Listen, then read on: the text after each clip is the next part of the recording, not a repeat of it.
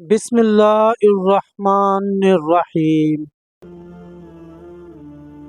السلام علیکم پیارے دوستو، یاسر انفو میں خوش آمدید۔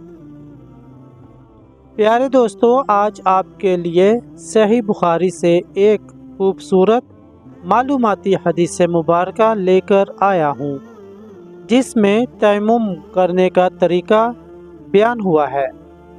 تو پیارے دوستو، حدیث مبارکہ کی روشنی میں تیمم کرنے کا طریقہ یہ ہے۔ پیارے دوستو، ویڈیو اچھی لگے تو اس کو لائک اور چینل کو سبسکرائب ضرور کر لیں، آپ سب کا بہت شکریہ۔ تو آئیے چلتے ہیں ویڈیو کی جانب۔ تیمم کرنے کا سنت طریقہ کیا ہے؟ قرآن اور سنت کی روشنی میں جواب۔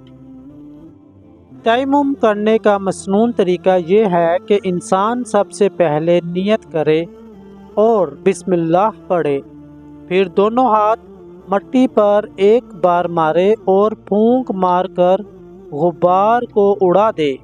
اس کے بعد دونوں ہاتھ سارے چہرے پر پھیر لے، پھر دائیں اور بائیں ہاتھ پر بھی مسح کرے، جیسا کہ رسول اللہ صلی اللہ علیہ وسلم نے سیدنا عمار بن یاسر رضی اللہ عنہ سے فرمایا تھا، تجھے صرف اتنا ہی کافی تھا کہ تو اپنی دونوں ہتھیلیاں زمین پر مارتا، پھر ان میں پھونکتا، اس کے بعد ان کے ساتھ اپنے چہرے اور اپنی ہتھیلیوں کا مسح کرتا۔ صحیح بخاری حدیث نمبر 338۔ پیارے دوستو، امید کرتا ہوں کہ آپ کو آج کی ویڈیو پسند آئی ہوگی۔ اگر ویڈیو پسند آئے تو اس کو لائک اور چینل کو سبسکرائب ضرور کر لیں۔ شکریہ۔